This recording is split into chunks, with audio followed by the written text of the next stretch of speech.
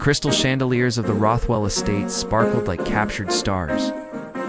Casting prismatic light across the marble floors of the grand ballroom, 200 of New York's elite mingled beneath soaring ceilings adorned with Renaissance-style frescoes. Their designer gowns and tailored tuxedos representing more wealth than most people would see in 10 lifetimes. Catherine Rothwell stood at the center of it all, a vision in emerald silk that matched her cold, calculating eyes. At 45, Catherine had built Rothwell Industries from a struggling tech startup into a $30 billion empire. Her success story was legendary on Wall Street, but so was her reputation for ruthlessness. She crushed competitors without mercy, fired employees without hesitation, and treated anyone beneath her tax bracket as if they were invisible. Tonight's gala was supposedly for charity, raising funds for children's hospitals. The irony was lost on Catherine, who viewed the event primarily as an opportunity to showcase her newest acquisition, a rare 1923 Steinway Model D piano that had once belonged to a European royal family. The instrument sat on a raised platform in the corner of the ballroom, roped off with velvet cords and guarded like a museum piece. Catherine had paid $4 million for it at auction, not because she played, but because it was one of only 12 in existence. Ethan Rivers moved through the crowd with practiced invisibility, balancing a tray of champagne flutes. At 19, he had the lean build of someone who skipped meals and the shadows under his eyes of someone who rarely slept. His server's uniform was crisp and black, borrowed from the catering company that had hired him for the evening. He needed this job desperately. Every dollar mattered. His mind wandered as he worked, calculating numbers in his head. Grace's next chemotherapy session was scheduled for Tuesday. The hospital wanted $8,000 up front. He had managed to save $3,000 from various odd jobs, but it was not nearly enough. The thought of his 12-year-old sister, bald and fragile in that hospital bed, made his chest tighten with familiar panic. He found himself drifting toward the piano, drawn by a pull he could not resist. Ethan had not touched a real piano in 2 years, not since his father died and they sold their upright to pay for the funeral.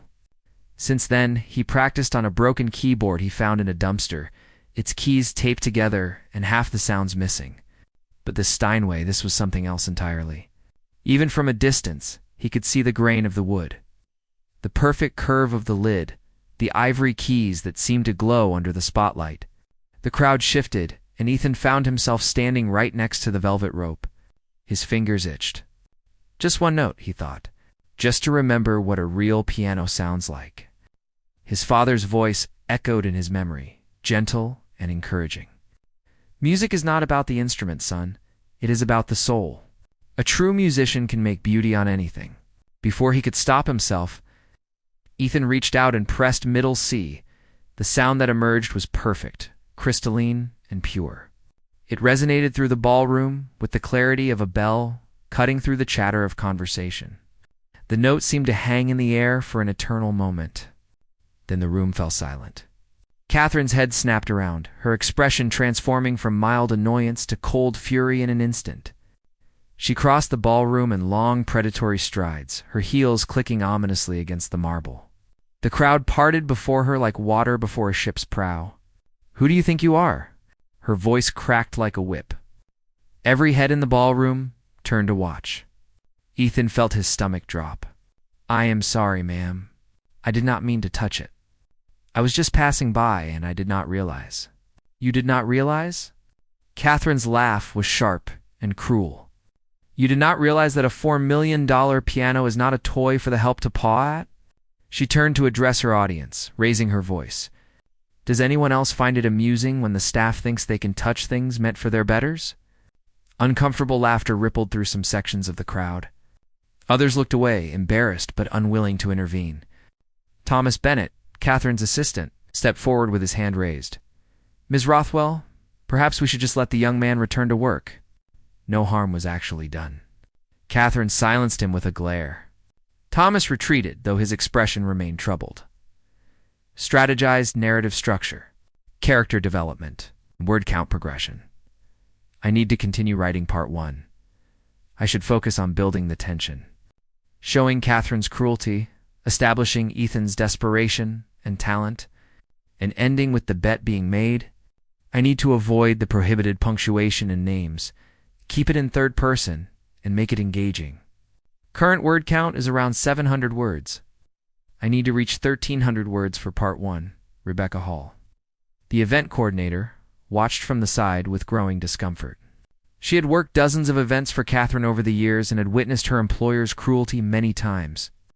But this felt different. The young man looked terrified, and the entire room was watching his humiliation unfold in real time. Catherine circled Ethan like a shark.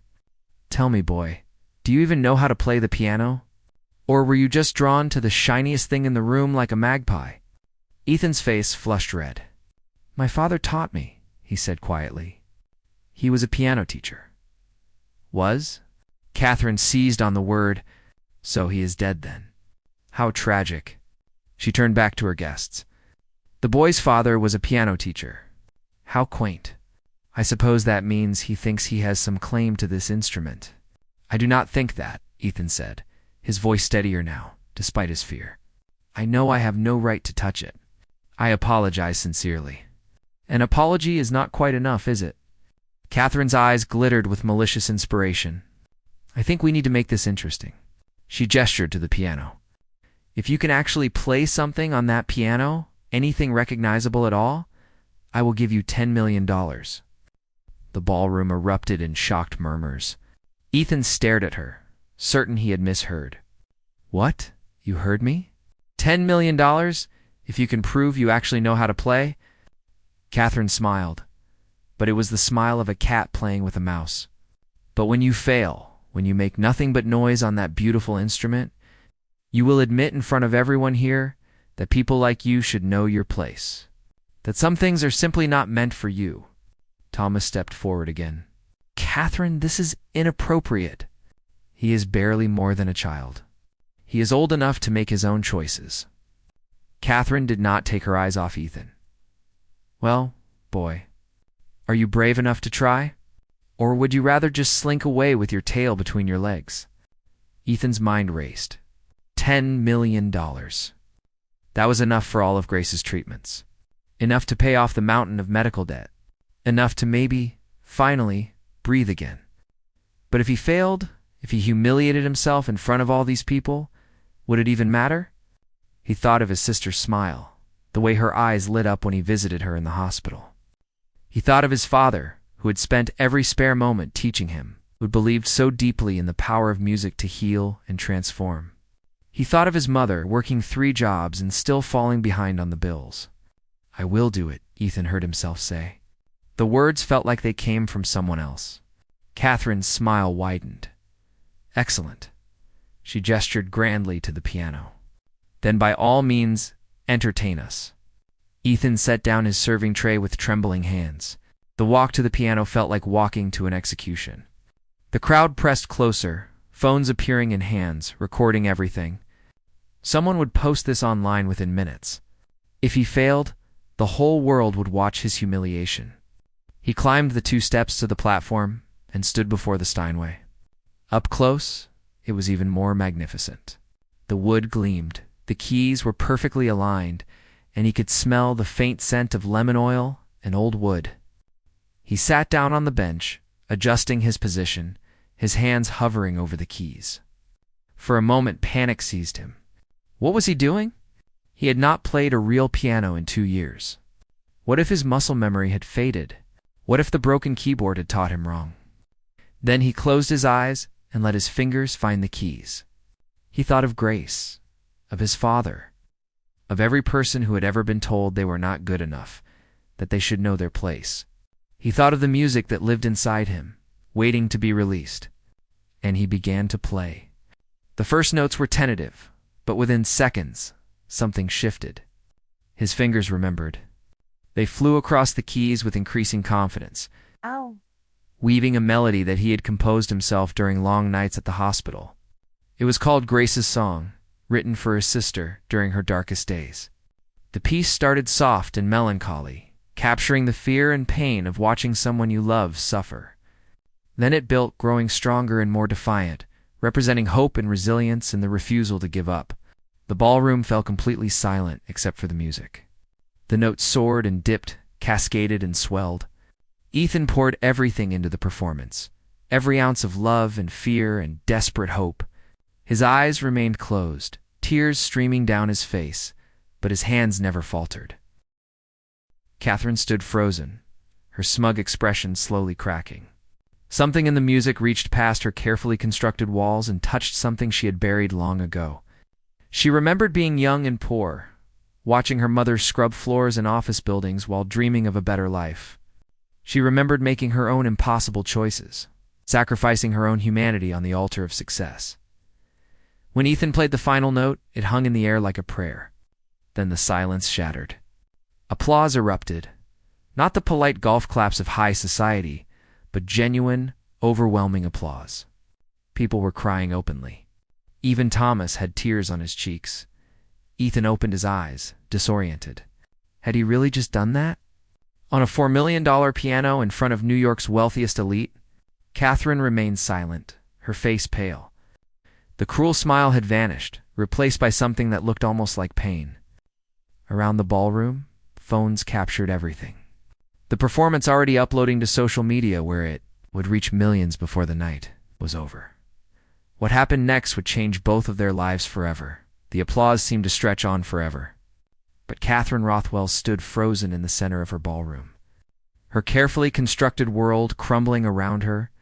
The young server, this nobody she had tried to humiliate, had just delivered a performance that would haunt her for the rest of her life.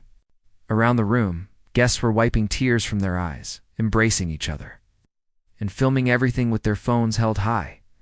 Rebecca Hall was the first to break the spell. She rushed forward, her professional composure cracking. "That was extraordinary," she said to Ethan, her voice thick with emotion. "Absolutely extraordinary." She turned to Catherine with an expression that mixed challenge and expectation. "I believe you made a promise, Ms. Rothwell."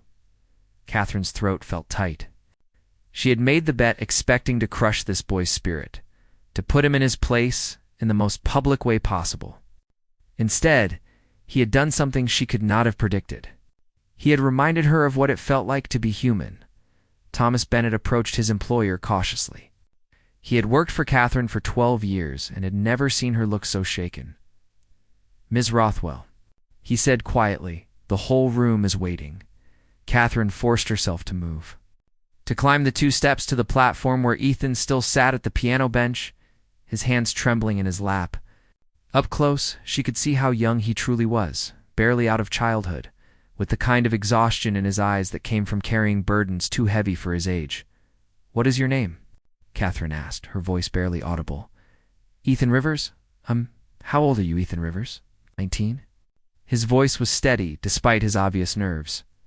Catherine looked out at her guests, the phone still recording, at the judgment in so many eyes.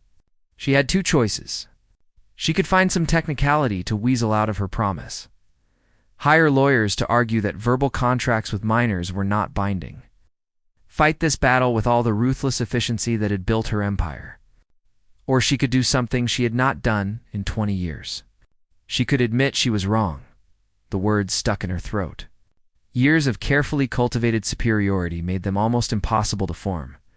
But as she looked at this young man who had just poured his soul into music, she thought of her own mother. Maria Rothwell had died 10 years ago, but Catherine could still remember her final words in the hospital. "You became so successful, Mia, but somewhere along the way, you stopped being kind. I hope you remember how to find your way back." Catherine had dismissed those words at the time, told herself that kindness was a luxury successful people could not afford. But standing here now, she felt the weight of every cruel decision. Every person she had stepped on, every time she had chosen money over humanity. "You will have your $10 million, Catherine said, loud enough for the entire ballroom to hear. Her voice shook slightly. "My assistant will arrange the payment tomorrow. A certified check deposited directly into your account." The applause that followed was different this time, uncertain and scattered. People were not sure what they had just witnessed. Was this genuine contrition or just damage control? Ethan looked up at her with an expression she could not read. "Thank you," he said simply. "This will save my sister's life." Catherine felt something twist in her chest. "Your sister?" "She has leukemia." Ethan's voice broke slightly. The treatments are expensive. We have been trying to keep up with the bills, but we are drowning. This money means she gets to live. The room had gone completely silent again. Catherine felt hundreds of eyes on her, judging, waiting to see what she would do next. She wanted to run, to escape to her office or her penthouse, anywhere she did not have to face what she had almost done. She had nearly denied a dying child treatment for the sake of her ego. "I am sorry," Catherine said, and the words felt strange on her tongue. She could not remember the last time she had apologized to anyone. "I should not have treated you that way. It was cruel and unnecessary." Before Ethan could respond, a commotion at the ballroom entrance drew everyone's attention. A woman in a worn coat pushed past security, her face frantic. "Ethan," she called out. "Ethan, the hospital called." Grace took a turn. "We need to go now." Ethan was on his feet instantly, his face draining of color. "Mom? What happened?" "Her fever spiked to 104. They said to come immediately." The woman, clearly Ethan's mother, looked around the opulent ballroom with bewilderment, taking in the crystal chandeliers and the evening gowns. Trying to understand what her son was doing here, Ethan ran toward her, forgetting entirely about the piano, the bet, and the money. Catherine watched him go, watched the desperate love between mother and son, and something inside her broke completely. "Wait," she called out. Her voice carried across the ballroom. "Take my car. It will be faster than a taxi or the subway. Thomas, arrange it immediately, and call ahead to Mount Sinai. Tell them to prepare for a VIP patient. Transfer, and that all costs are covered." Thomas did not hesitate. He was already on his phone making it happen. Rebecca grabbed her coat and keys. "I will drive them myself," she said. "It will be faster than waiting for a driver." 10 minutes later, Catherine stood alone in her ballroom as her guests filtered out in small groups, whispering among themselves.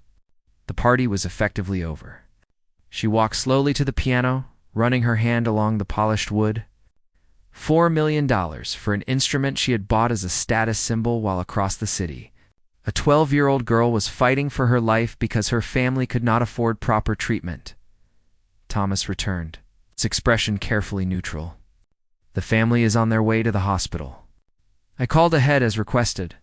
I also notified our accounting department to prepare the $10 million payment for first thing tomorrow morning. Thank you, Thomas."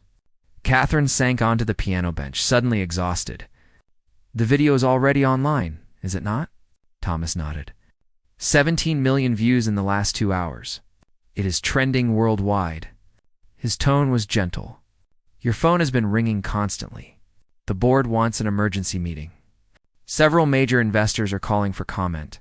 There are already 3 lawsuits being prepared for various alleged workplace abuses by former employees, who see this as an opportunity." "Of course there are." Catherine laughed bitterly. "I spent 20 years building a reputation as someone not to cross. Now everyone wants to take their shot while I am vulnerable?" Thomas sat down on the bench beside her, something he had never dared to do before. "May I speak frankly, Ms. Rothwell? When have I ever stopped you?" "You have never actually let me speak frankly. I have been holding my tongue for 12 years, watching you become someone I suspect you never meant to be." Thomas looked at the piano keys. "My mother was a janitor too. She cleaned office buildings in Chicago while I studied for my MBA. Every time I watched you treat service staff like they were invisible, I thought of her and stayed silent because I needed the job. I have been a coward." Catherine felt tears pricking at her eyes, something that almost never happened. "I have been worse than a coward, Thomas. I have been deliberately cruel." She thought of her own mother, scrubbing floors while pregnant with Catherine, dreaming of a better life for her daughter. "When did I forget where I came from?"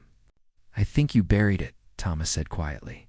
"Success has a way of making us forget our struggles. It is easier to believe we deserve everything we have if we convince ourselves that people who have less must somehow deserve that too." Catherine's phone buzzed again.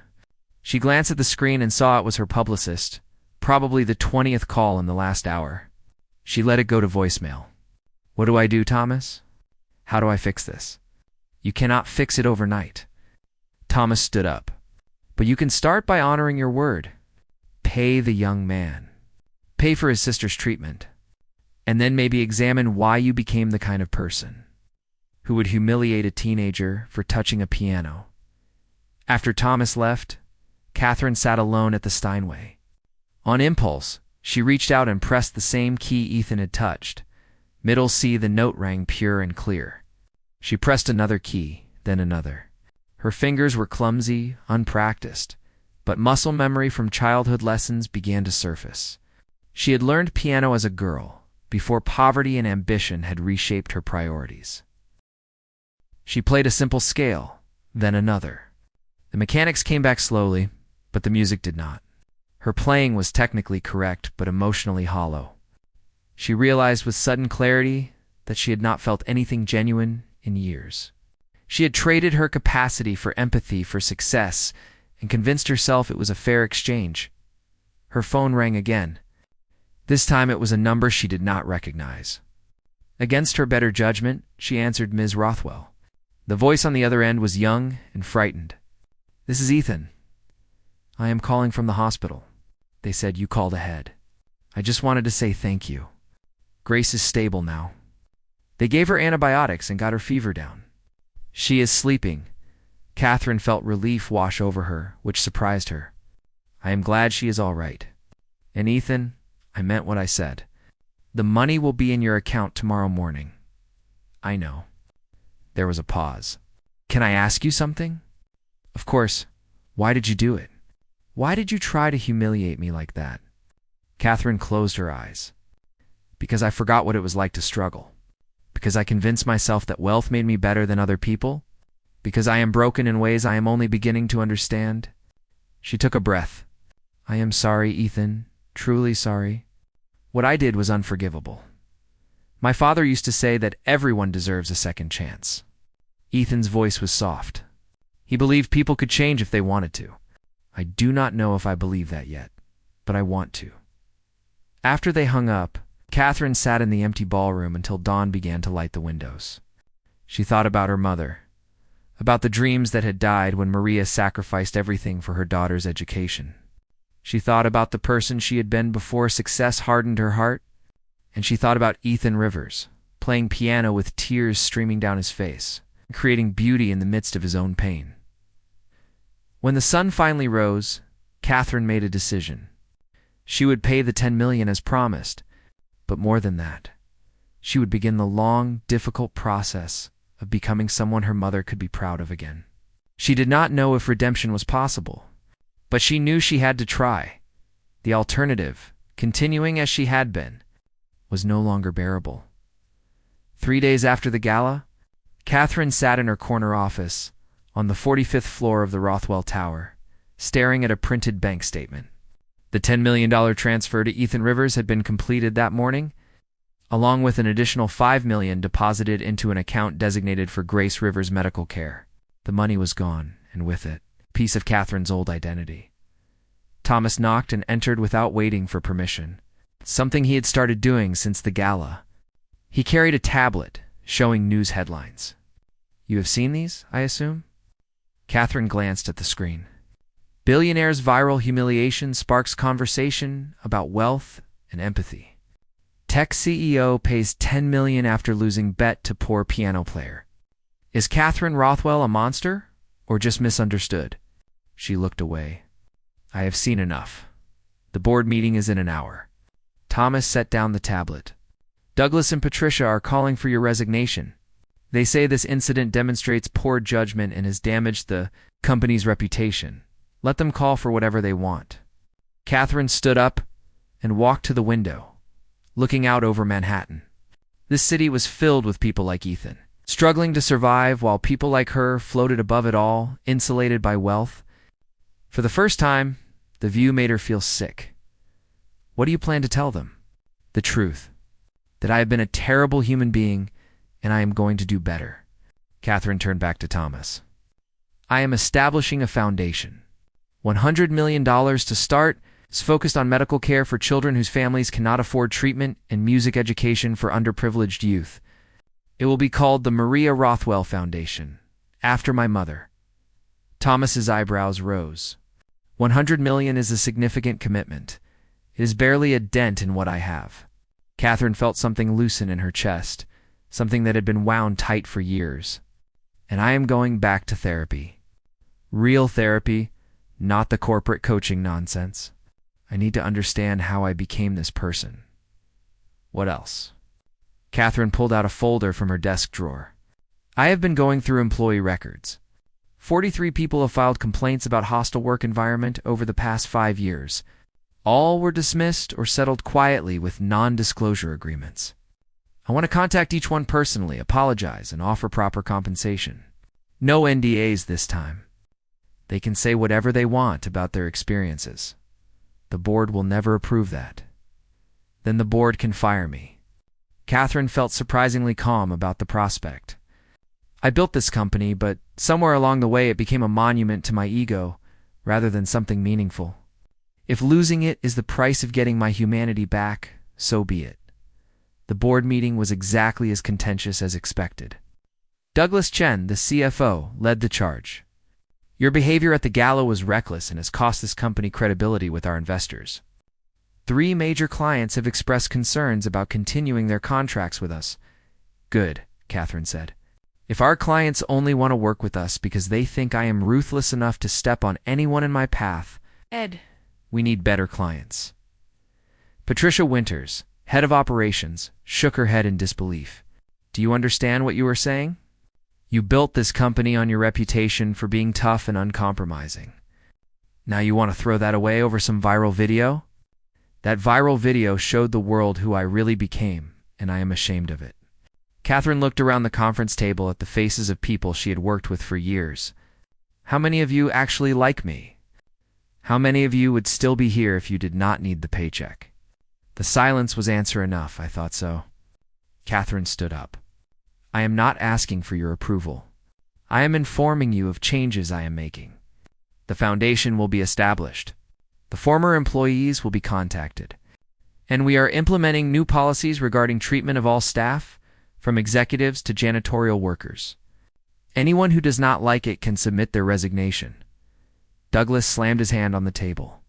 You are going to destroy everything you built over guilt about being mean to some kid. That kid has more integrity in his little finger than I have shown in 20 years. Catherine felt anger rising, the clean kind that came from finally knowing what was right. And yes, I am willing to risk everything I built because I finally understand that none of it matters if I am a monster. My mother did not scrub floors for 12 hours a day, so I could become someone who treats other people's mothers the same way she walked out of the conference room without waiting for dismissal. Let them vote her out if they wanted. She had enough money to last several lifetimes.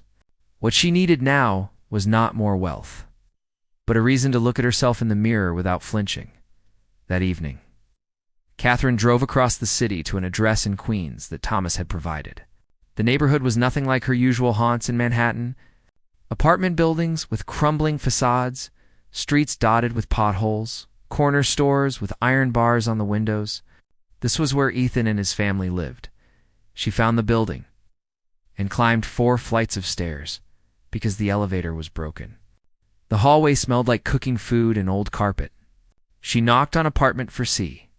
Suddenly nervous in a way she had not felt since she was young and poor herself. Ethan's mother opened the door, her expression wary. Ms. Rothwell, I saw you on the news. I am sorry to come unannounced. Catherine found herself at a loss for words, all her practiced speeches evaporating. I wanted to check on Grace and to speak with you and Ethan if you are willing. After a moment's hesitation, the woman stepped aside. Come in. The apartment was tiny, maybe 500 square feet total, with worn furniture and walls that needed painting, but it was clean and filled with photos and small touches that made it a home. Ethan sat on a threadbare couch with his sister, who was wrapped in blankets despite the warm evening. Grace was painfully thin, her bald head covered by a colorful scarf, but her eyes were bright and curious. You are the piano lady, Grace said. Ethan showed me the video. You have a really pretty piano? Catherine felt her throat tighten. Thank you. Would you like to play it sometime? When you are feeling better, you and Ethan could come visit and play as much as you want. Grace's face lit up. Really? That would be amazing? Ethan looked at Catherine with confusion and something like hope. Why are you here, Ms. Rothwell? Catherine sat down in the chair Ethan's mother offered. I came to apologize properly. What I did at the gala was cruel and wrong. I treated your son like he was less than human because he had less money than me, and there is no excuse for that. She looked at Grace. When I learned about your illness, I realized how close I came to denying you treatment because of my pride. That realization has been haunting me. You paid the money, Ethan said. You kept your word? That is more than most people would do. Keeping a promise I should never have made in the first place is not praiseworthy. Catherine reached into her bag and pulled out several folders. I have been doing research. There is a new treatment protocol at Johns Hopkins, clinical trial for pediatric leukemia that has shown remarkable results. I spoke with the lead researcher. Grace qualifies for the program. I would like to cover all costs, including housing for your family near the hospital during treatment. Ethan's mother covered her mouth, tears spilling down her cheeks. Why would you do this? Because I can. Because your daughter deserves every chance to live. Catherine felt her own tears threatening. And because my mother spent her life taking care of other people's children while I was in school, this is not charity. This is me finally understanding what she tried to teach me about using privilege responsibly. They talked for hours. Ethan told Catherine about his father, about learning piano in their cramped living room, about the joy of music that transcended their circumstances. His mother shared stories of working 3 jobs, of the impossible math of choosing between rent and medicine, of the constant fear that one more bill would destroy them completely. Catherine listened without trying to fix everything or offer solutions to every problem. She just listened, really listened, for the first time in years. She saw herself in this family, saw who she had been before ambition consumed her capacity for empathy. Before she left, Ethan walked her to the door. Can I ask you something? He said quietly. Anything? Are you doing all this because you feel guilty or because you actually care? Catherine considered the question seriously. Honestly, it started as guilt. But sitting here tonight, listening to your family, I realized I care. I care about Grace getting better. I care about you being able to pursue music without destroying yourself with multiple jobs. I care about your mother not having to choose between feeding her children and keeping the lights on. She met his eyes. I spent so long not caring about anyone but myself that I forgot what it felt like. Thank you for reminding me, 2 months later. Catherine stood in an empty warehouse in the Bronx. Contractors had been working around the clock to transform the space into something new. Thomas stood beside her, reviewing plans on his tablet. The acoustics will be perfect once we install the panels, he said. And we have commitments from 15 volunteer music teachers so far. The foundation board approved the purchase of 30 keyboards and 5 acoustic pianos for lessons. What about the scholarship program? We have received over 300 applications for the first semester. The selection committee is reviewing them now based on need and passion rather than prior training or test scores. Just as you specified, Catherine walked through the space, imagining it filled with children learning to play, discovering the transformative power of music. The Maria Rothwell Community Music Center would open in 3 weeks, with a concert performed by Ethan and other scholarship recipients.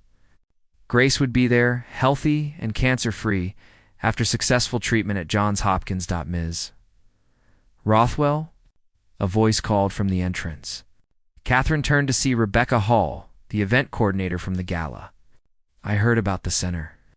I wanted to offer my services for the opening event. Pro bono.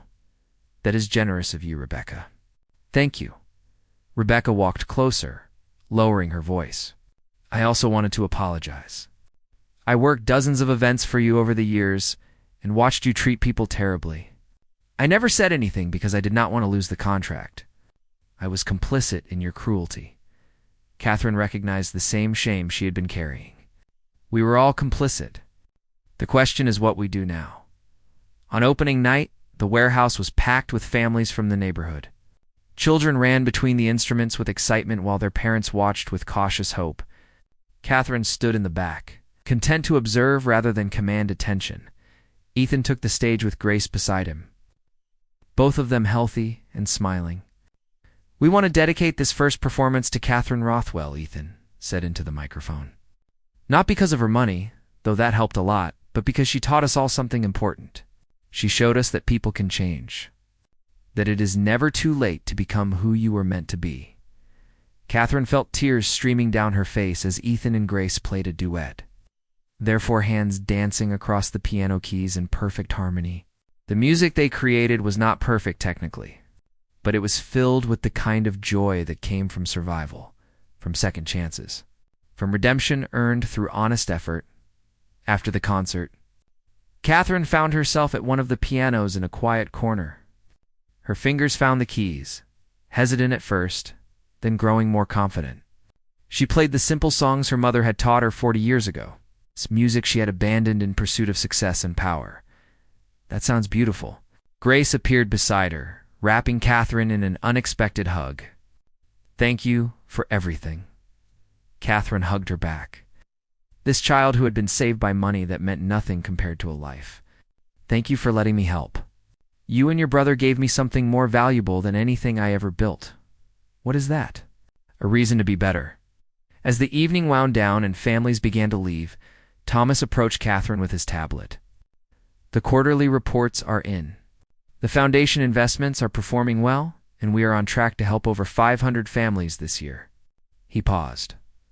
"Also, the board called. They want you to know that company profits are up despite or perhaps because of the new ethical policies. Turns out treating employees well improves productivity." "Who knew?" Catherine laughed. "Who knew indeed." She stayed late that night, long after everyone had gone home, sitting at the piano in the empty warehouse. She played for hours, not for an audience or a purpose, but simply because it brought her joy. The music was imperfect, her technique rusty, but it was honest. It was real. For the first time in 20 years, Catherine Rothwell felt like herself again. Not the billionaire, not the ruthless CEO, but the girl whose mother had worked herself to exhaustion so her daughter could have a better life. She finally understood what better was supposed to mean. Not wealthier or more powerful, but kinder, more compassionate, more human. The $10 million bet had cost her far more than money. It had cost her the armor of superiority she had built around herself, the convenient fiction that wealth made her better than others. But in losing that, she had gained something infinitely more valuable. She had gained her soul back. Outside, the city hummed with life, millions of stories unfolding simultaneously, struggles and triumphs invisible to those who chose not to see them. But Catherine saw them now. She would spend the rest of her life making sure others saw them too, using her wealth and privilege to lift up rather than push down, to build bridges rather than walls. It would never erase what she had done, the people she had hurt, the years of cruelty she had inflicted. But it was a start. And sometimes, a start was all anyone needed, as she locked up the center and walked to her car. Catherine thought of Ethan's words on opening night. "It is never too late to become who you were meant to be." She had spent most of her life becoming someone else, someone her mother would have been ashamed of. Now, finally, she was becoming someone her mother would recognize. Someone who understood that the true measure of success was not in bank accounts or boardrooms, but in the lives touched, the kindness shown, the music shared with those who needed it most. Catherine drove home through the city streets, the lights of a million windows reminding her that behind each one was a story, a struggle, a soul deserving of dignity and respect. She would never again forget that. The boy who touched her piano had given her the greatest gift of all. He had given her a second chance to get it right.